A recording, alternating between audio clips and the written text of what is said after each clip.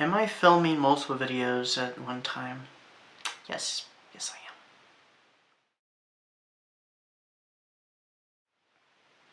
Hi, I'm E.D. Lewis, and welcome back to my channel, E.D. Lewis Reviews.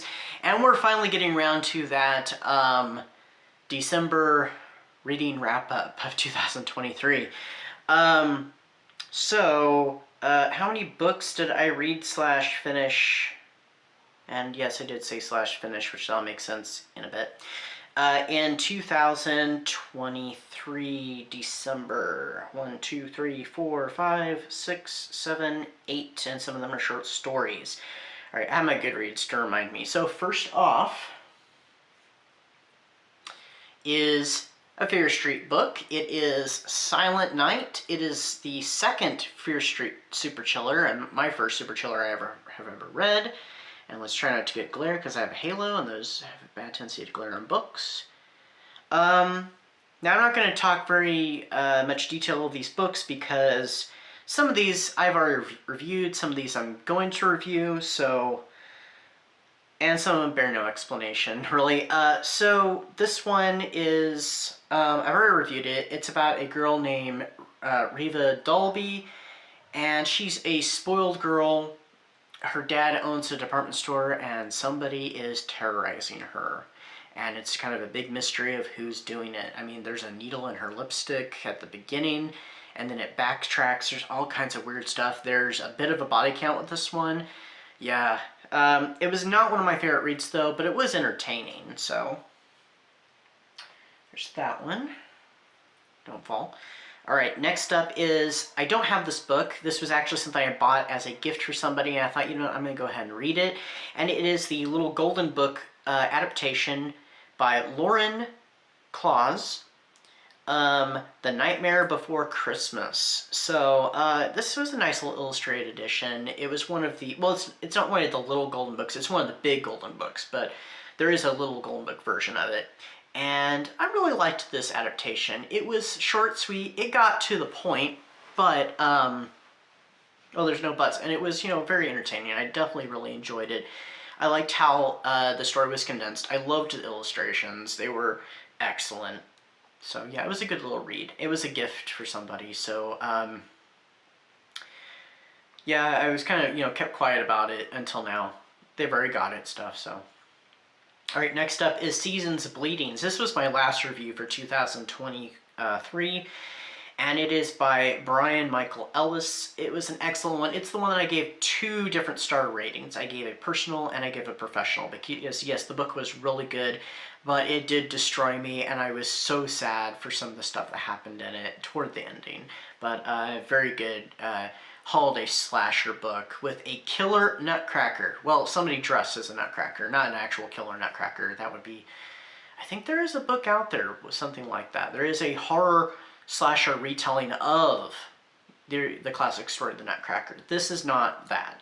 And it's very similar. I neglected to talk about this in my video. It's very similar to Black Christmas, the classic one from the 70s, because there are a few kills that are largely inspired off that film, and yeah, it was definitely a spooky good time.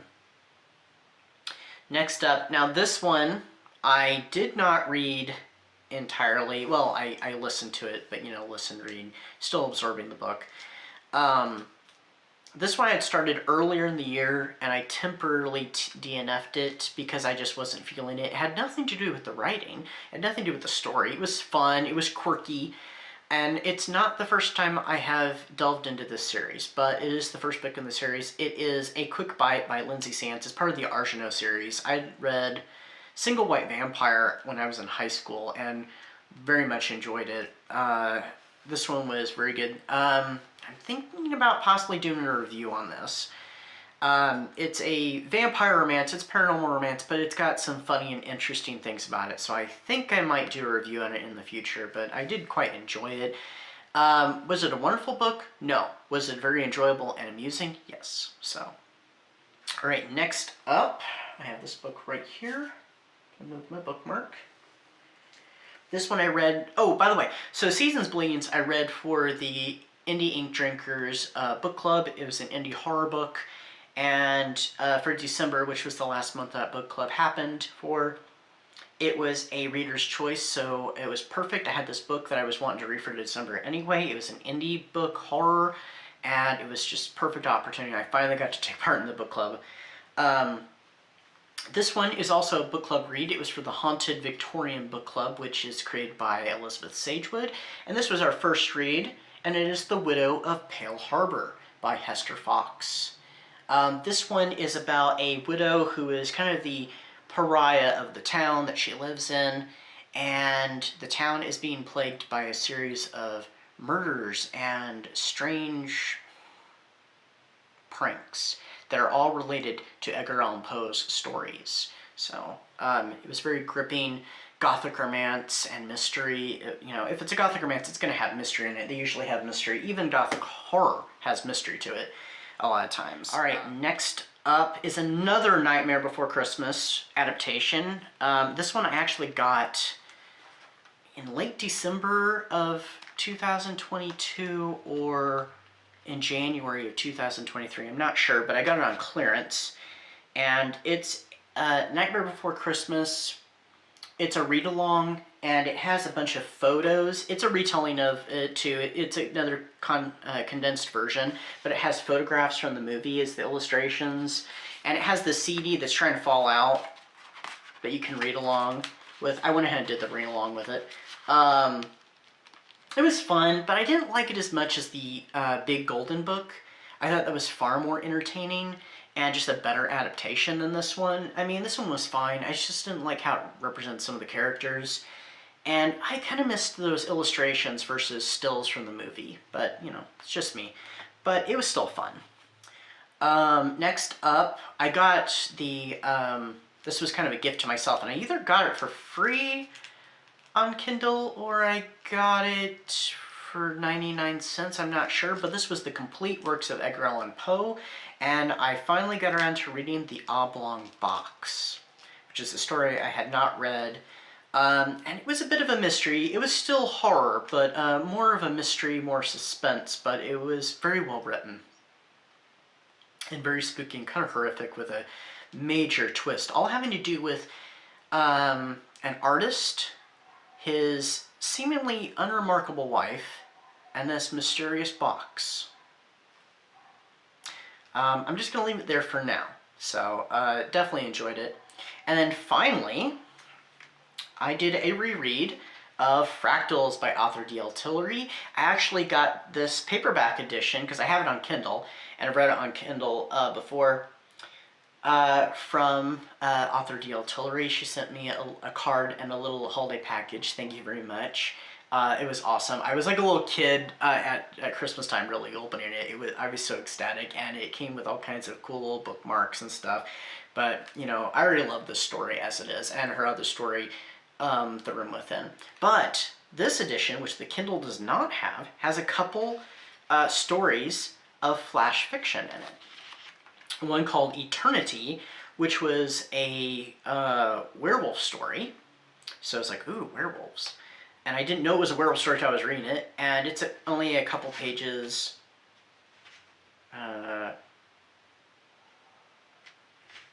pages long. And then the other story is a little shorter. It's only 3 pages long, and it's called A Rainy November. And it's a zombie story.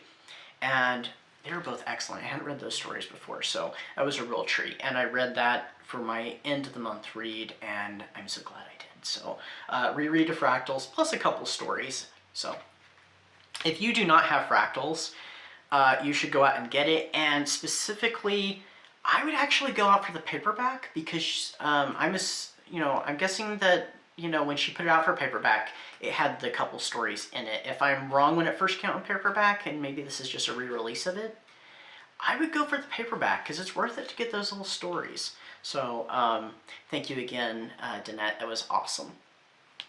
And all the little goodies in it, too, and I love the card, too. So, anyway, that was what I read for December of 2023. I'm not sure when I'm going to do another one of these wrap-ups. I don't think I'm going to do one for the month of January, but I might do one for February at the start of March, and I'm thinking about possibly taking a little time off on my Saturday videos. My Wednesday ones are easier for me to keep them going, but I just need a little bit of time, so I might take some time off in March. I'm not sure yet, we'll see. And so I might not have all my Saturday videos that I would normally have in March, but I will probably have at least one or two, but we'll see what happens. Yeah, so it's been a while since I've done a wrap-up. I'm finally getting to do a wrap-up. I last did one on Halloween, so it's been a few months, so here we are. But anyway, I hope everybody's having a great start to your new year. And I'm hoping this year's going to be quite fruitful for everybody. So I hope for lots of good reads, lots of productivity, and good vibes, and just, you know, good things all the way around. So until next time, stay safe, stay spooky, and I'll see you soon. Bye-bye.